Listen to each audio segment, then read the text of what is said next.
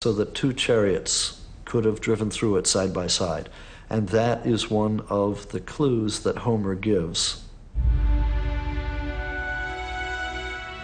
Schliemann thought he'd found Homer's Troy. The rest of the world wasn't so sure. But in this trench, he answered the doubters with a breathtaking discovery. Treasure. Gold diadems. Jewels fit for the most beautiful woman in the world. Here was evidence of a rich and advanced culture. He had found the very jewels, the very necklaces, bracelets, earrings that Helen had worn, or so he claimed. And so the world was absolutely entranced, especially when Schliemann put these necklaces, one of these jewels, on his wife, when he bedecked Sophie. Schliemann had brought the myth dramatically to life. He was certain he'd found the mythical city of Troy, and the world wanted to believe him. But in fact, he'd got something completely wrong.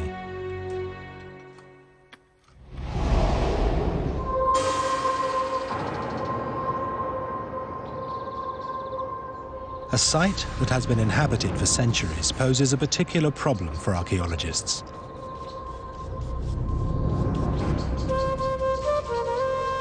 Because each generation builds on the remains of its predecessors, forming a sequence of layers.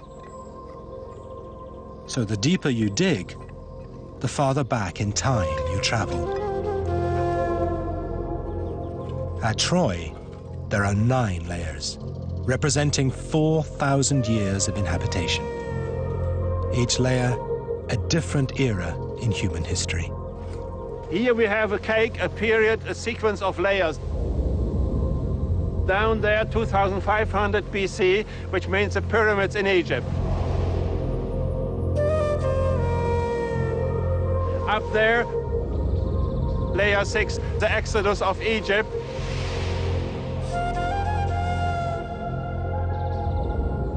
The blue sign, the period of Jesus Christ. So we have a history of humanity and a wonderful sequence which we can control as archaeologists.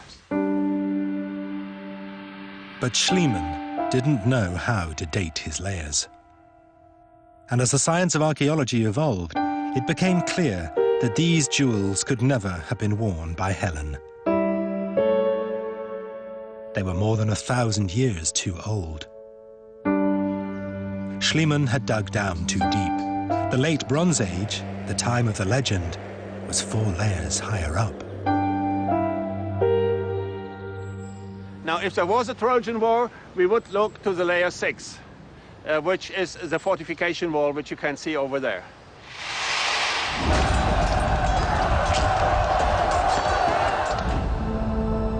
A very different Troy emerged from that layer, with physical features that seemed to match some of Homer's descriptions.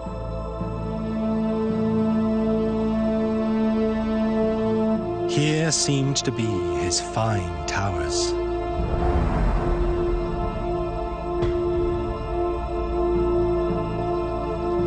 His wide streets and lofty gates.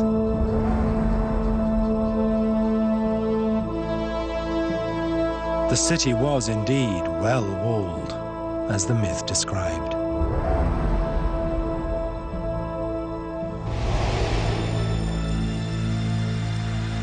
The city that emerged seemed to be drawn from the pages of Homer.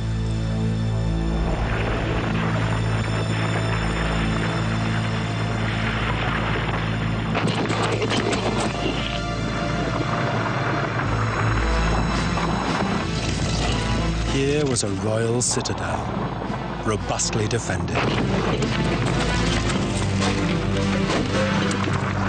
with imposing watchtowers dominating the land as Homer described.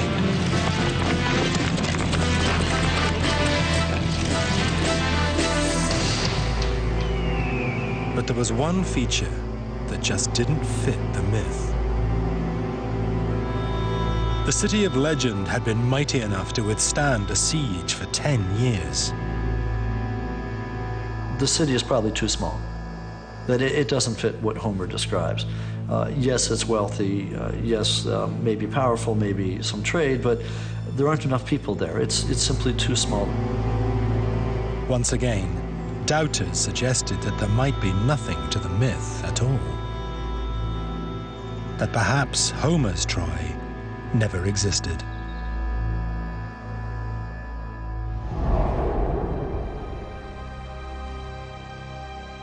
But even if this was not Homer's Troy, it was a fascinating archaeological site in its own right. And in 1988, it drew a large international team to begin work again. In charge was the leading German archaeologist Mánfrentd Kórfmán. He was interested in science, not the myth. But his work was to lead to extraordinary new insights into the legend. It began when Kórfmán started to re-examine the citadel defenses. We have here a fortification wall, in some places 8 meters high, still standing. Now, the purpose of this tower is actually, I would say, to show power and to make sure that this was a powerful residence. You see the greatness of this tower, you see the powerful thickness of these walls. But then, it appeared to him that whoever had constructed the defenses had made an elementary mistake. It seemed there was no way of closing off the gateways. Any invading army could have just walked in. Now, this gate is open and it is inviting everybody to come in.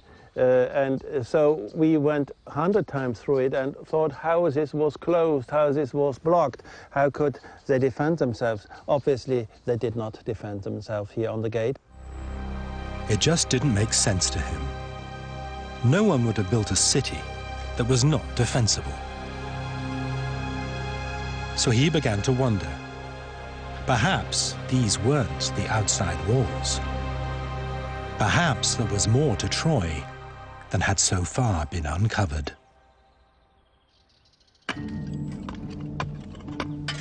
Outside the city walls, Kórfmán's team began to excavate.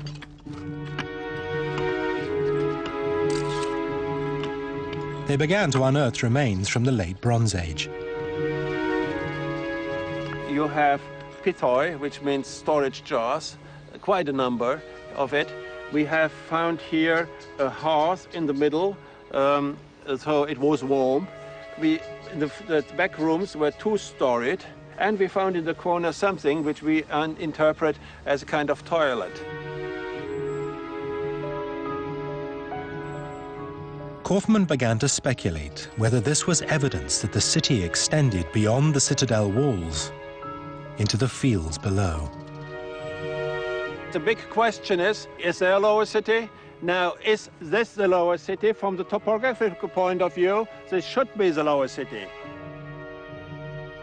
But the area was too big to excavate with spades. So Kórfmán had to try a different technique, magnetic imaging, to look beneath the surface. What was revealed was a city hidden beneath the fields. A grid of wide streets and long avenues. It was immediately obvious that this belonged to a much later period. Classical Greek and Roman times. We find the Greek and Roman layout of the city with streets, with channels and so on. Wonderful to have such a city plan. But we were looking for the lower city of the Bronze Age and the end of the lower city. At first, it seemed there was nothing here from the late Bronze Age. That later buildings had obliterated any remains. But then Kόρfman spotted one feature, so faint it could easily have been overlooked. Then we got alerted by a fine line which alerted us. I just draw it here. It goes up and down, it goes inward and outwards, and there was a gate interruption, and it continued like this. So by this we had the idea we should excavate. What is this? The excavation revealed a section of a deep ditch. This magnificent ditch is cut into the rock, and we can follow it up 700 meters just around this hill crop. Kόρfman believes it was designed to stop enemy chariots, and so marked the outer limit of the lower city. He dated remains in the ditch, and it was from the late Bronze Age. And this means that we have now the southern limit, and we know that this was quite a substantial place here, all over here, and in the back over here. So I think we are speaking of a considerable lower city and a lot of effort to fortify it with this ditch.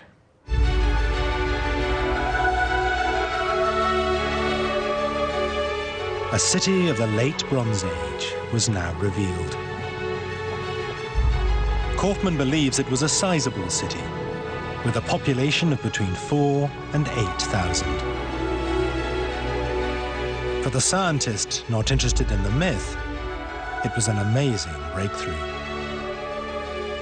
Now, the people who believe that there was a Homeric Troy, that means a city of substantial size and population, will be happy with this.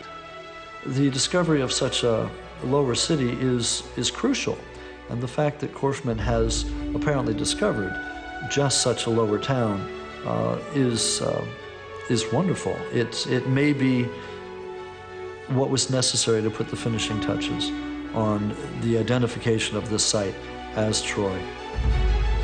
After 3,000 years, the legendary city of Troy seemed to have become a reality. It seemed there was some historical truth in the myth. But there was still no evidence that Troy had been destroyed, as Homer said, by an enemy army.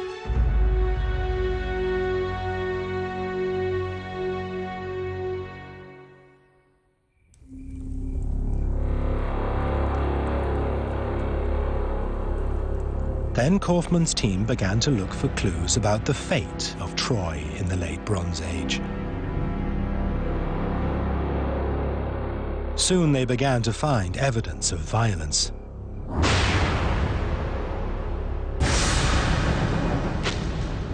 They began to uncover arrowheads in the lower city. It suggested close-quarter fighting. Kόρfman began to build up a picture of what had happened. Now, the evidence is burning and a catastrophe with fire.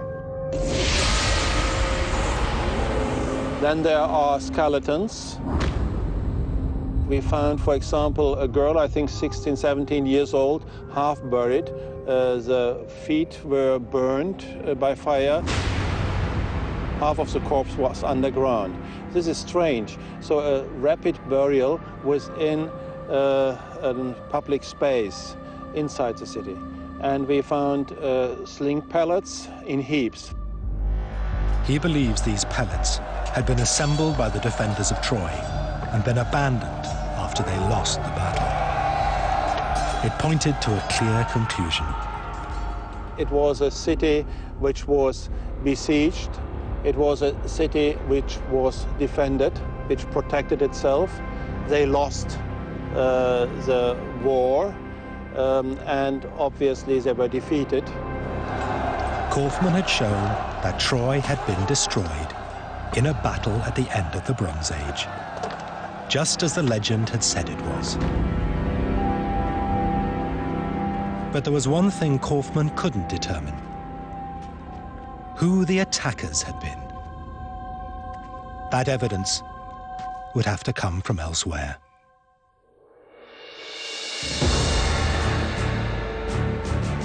Homer said that the army that sacked Troy came from Greece, that it was led by the king of Mycenae, Agamemnon. And this whole era in Greek history has become known as Mycenaean. In the legend, 1,000 Mycenaean ships sail for Troy to bring Helen home.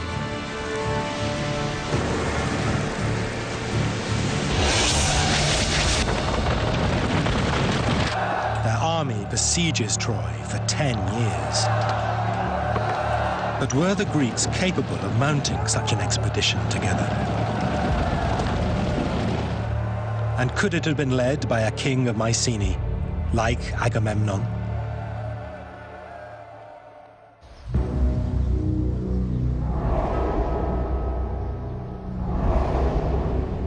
These magnificent lions have guarded the palace at Mycenae for 3,000 years.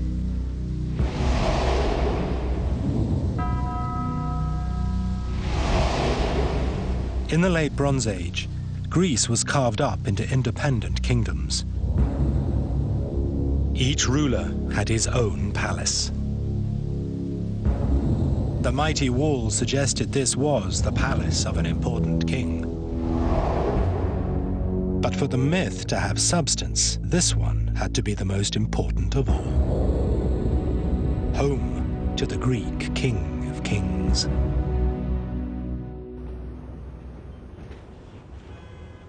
Professor Spiros Iacovidis has spent most of his career excavating Mycenae. He's part of a team that have just completed a groundbreaking study, an atlas that shows what Mycenae looked like during the Bronze Age, including the road system that linked it to the rest of the country.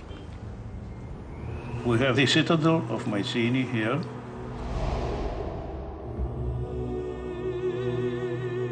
This is the modern road, which goes up, the black one. And these are the remains of Mycenaean roads, these red things here.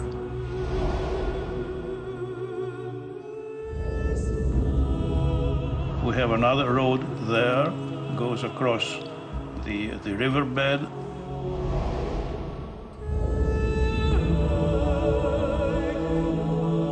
This one, it makes a turn and goes east. The roads lead to all directions.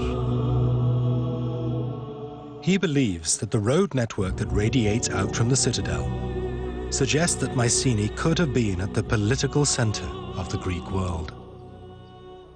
It was the center of Mycenaean civilization. Therefore, we assume that it was also the political center of the Mycenaean states. And it was certainly one of the most powerful states. So it could very well have been in the middle of things, in the center of whatever expedition was mounted against the coast of Asia Minor, and therefore also against Troy. His work implies that Homer may have been right when he said Mycenae was at the center of Greek power. But was there evidence that these were the mighty warriors described in the legend?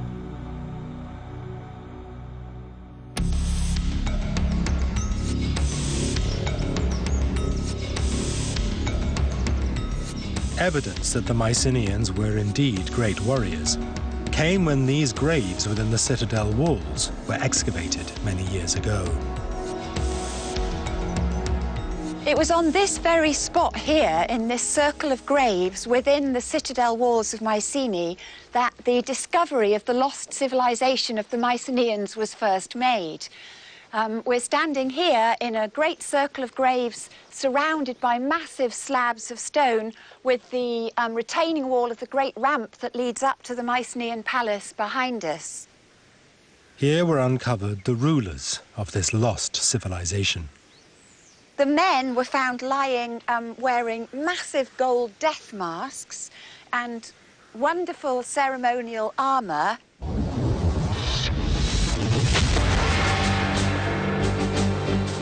It It was a sensational discovery. For the first time, the world looked at the face of a Mycenaean warrior chief.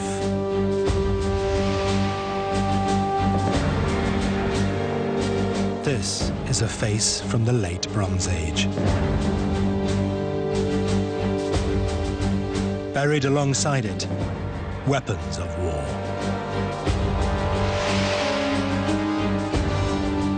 We find Mycenaean warriors sometimes buried with up to as many as 40 or 50 swords that they probably collected and used during their lifetime.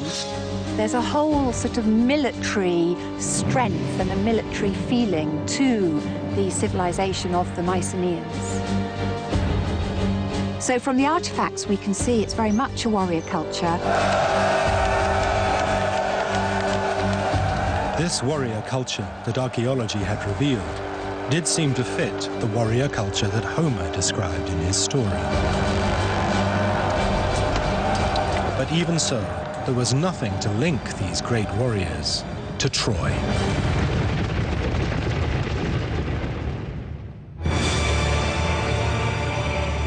The myth says the Greeks sailed to Troy to win Helen back. That it was a war of love and vengeance. It makes a wonderful story, but it has never seemed very likely.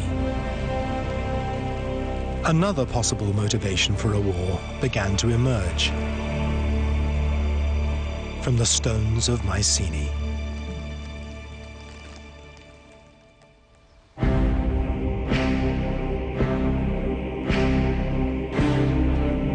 That motivation was greed.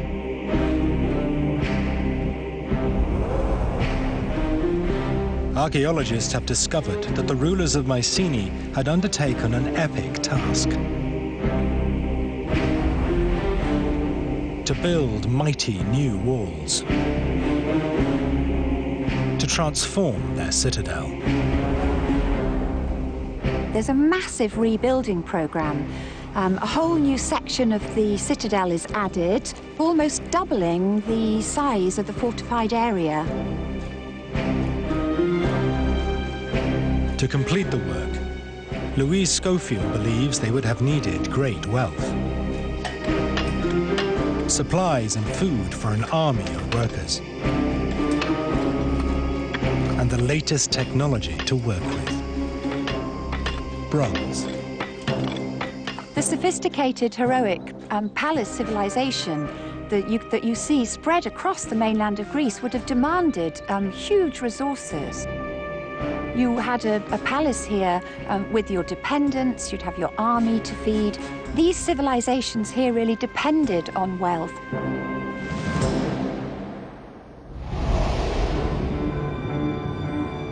But the problem the Mycenaeans faced was that they didn't have the natural resources that mattered. They had no tin to make bronze weapons and tools. Nor did they have gold. Their civilization was greedy for this wealth, and they had to get it somehow. If these independent Mycenaean kingdoms were to band together to undertake an expedition like that to Troy, they're not going to be doing it for honor or for the love of a beautiful woman. They're going to be doing it because they want something. And what they're going to want over there really is access to wealth.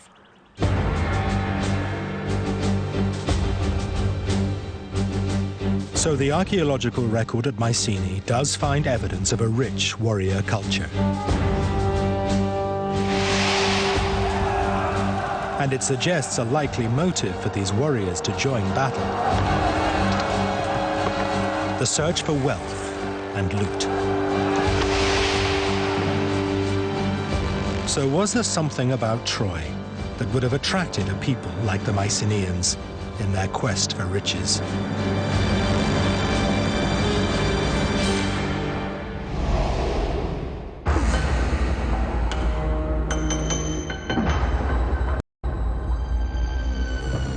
A discovery on the seabed further down the coast from Troy hints at an answer. In 50 meters of water, a shipwreck. archaeologist Jamal Pulak was called to investigate.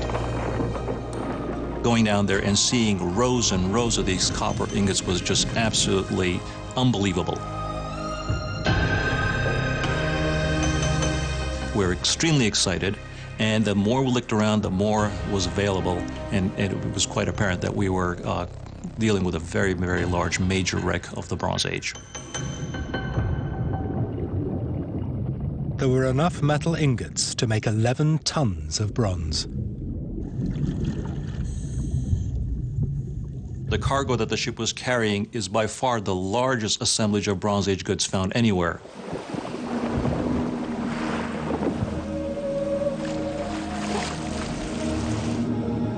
On board the ship, a dazzling cargo from the late Bronze Age. Beautifully shaped gold. Ostrich eggs from Africa or Asia. Goods from all over the known world on this single ship. This gives us a clear idea of how intricate and how far-reaching the ancient trade network is. It's much, much more sophisticated than we would have initially thought. Pulak's discovery suggested the late Bronze Age was a time of rich trade, of great wealth being moved across the high seas. Laden with bronze and treasure, ships like this could easily have called in at Troy. These ships were obviously sturdy enough and capable enough to be able to sail northward into the Aegean and onto Troy. Discoveries like these beg the question, was there something special about Troy's position in these trade routes that might have attracted the attention of the Mycenaeans?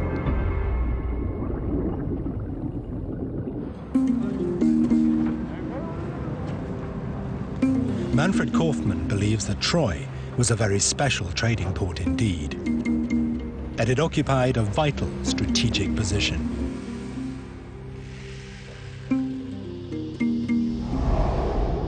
It sits at the edge of the Dardanelles, a narrow channel that separates Europe and Asia. Today, it's a vital trade route.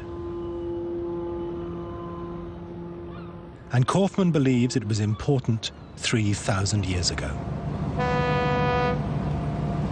Now it is the straits which are so narrow here that everything you could expect of contact between Asia and Europe should have passed here. So Troy could have benefited from this special geographic situation. And I think that's why it is so big in comparison to other sites. In this area, there's no site as important as Troy. Kórfmán believes that Troy became a wealthy city because of this strategic position at the gateway between two continents.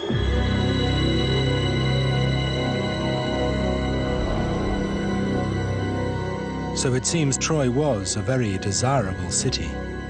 Desirable to the Mycenaeans because of its wealth.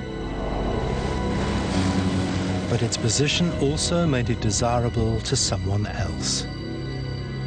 Because Troy stood at the edge of another great civilization of the day.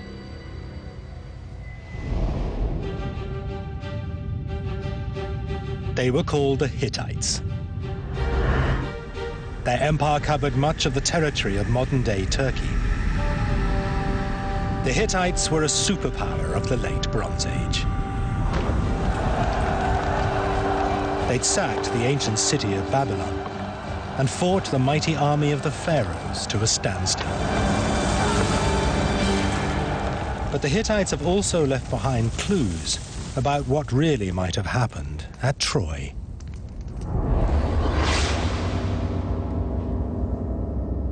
It is all contained in a vast collection of written tablets.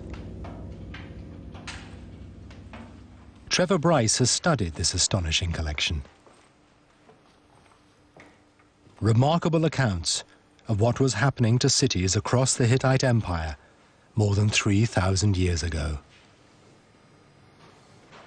They have really unlocked the key to an understanding of the whole history and civilization of the Hittite world.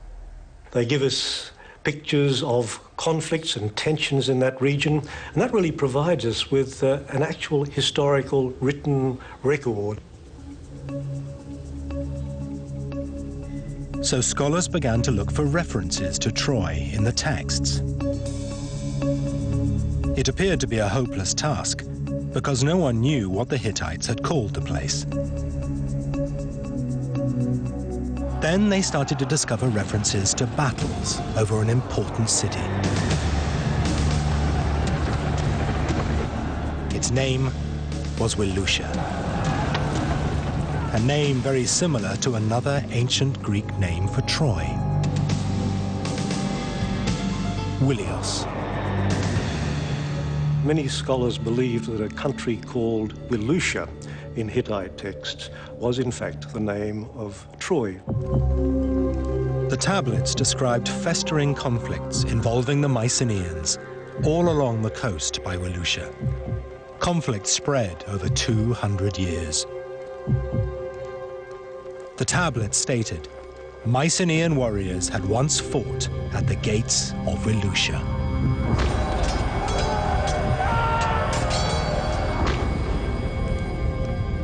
If scholars could show that Troy and Wilusha were the same place, they could then compare the legend against historical records. The tablets might at last reveal the real truth of Troy. But it wasn't to be a simple task. The problem was we couldn't really prove it because we didn't know exactly where Wilusha lay. This was the task for archaeology, to discover if Troy and Wilusha were the same city. A recent breakthrough has given us the answer. It involved a mysterious message on a mountain, inspired detective work, and following an army on the move.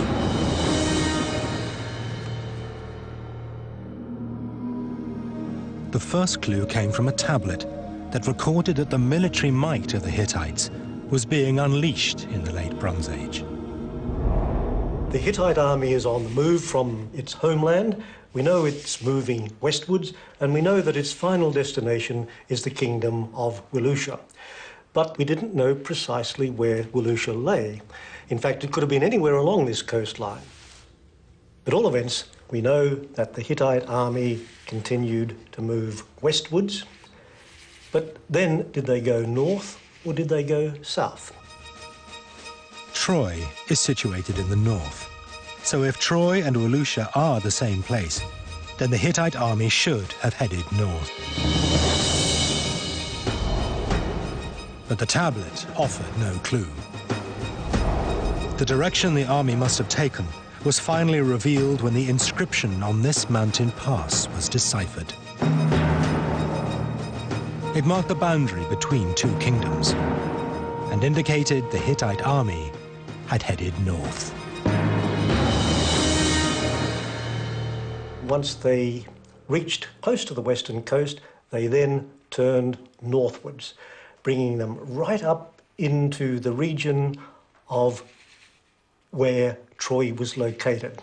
So really, the conclusion now seems inescapable. The kingdoms of Wilusha and Troy Ilion are one and the same. The scholarly evidence was compelling. The mythical city of Troy and the Hittite city of Wilusha may well be the same. But what was missing now was supporting archaeological evidence.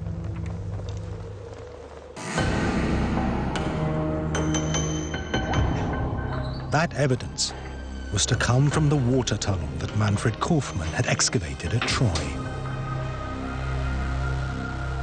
And the breakthrough was to do with dating the tunnel.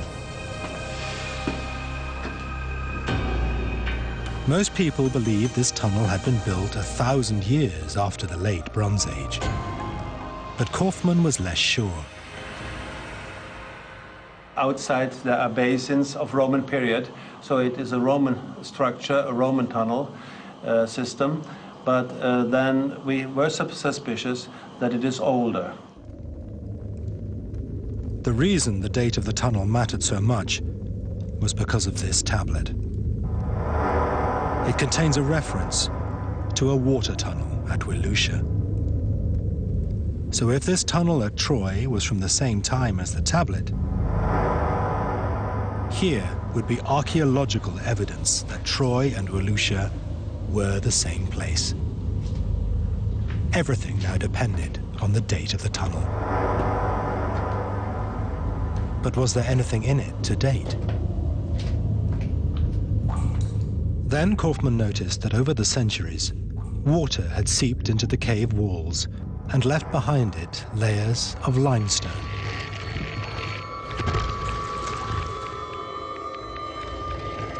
It's the same process that furs up your kettle. Here it's left slabs on the side of the cave. So here is the outer surface. That means the last time that water was coming, pouring through it. It's like a teapot, this calcareous matter, pouring through the rocks and accumulating here. This is the inside when it started. Kόρφμαν then realized that the layers contained something he could use to date the tunnel. Tiny quantities of uranium.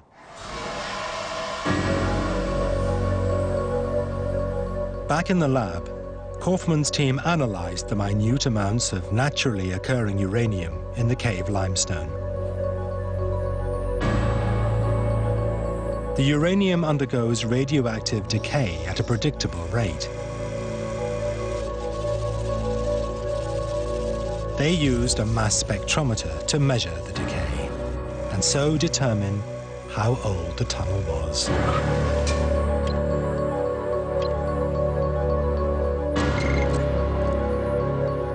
When the result came back, it was astonishing. The tunnel had been started in 2600 BC, and it had been in use when the Hittite tablet was written. Science had delivered the supporting evidence. Troy and Wilusha were the same city.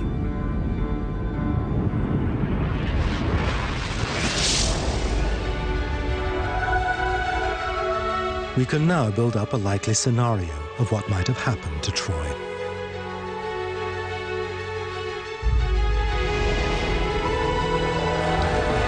The tablets show that the Mycenaeans had fought at Troy in the late Bronze Age.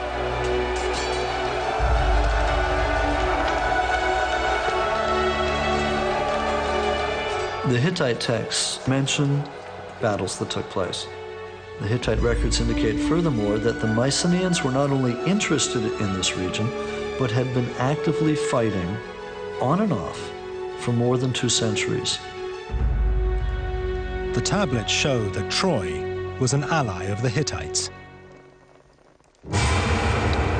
If Troy was attacked, the Hittites were likely to come and fight alongside them.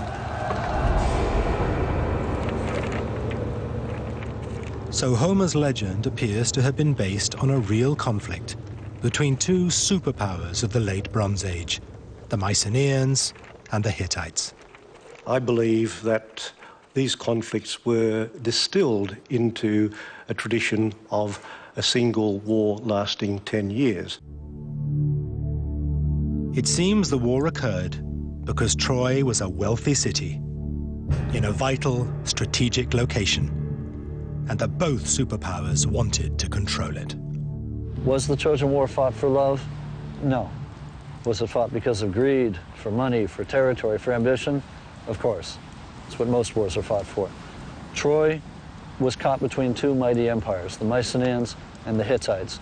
It was in the wrong place at the wrong time, and it was crushed. So there was no face that launched 1,000 ships. The war, or wars, were not fought for love, but more likely for gold and loot. And what of the Trojan horse? There are no clues in the texts, nor in the archaeological record. Perhaps it just shows that Homer really was, above all, an amazing storyteller.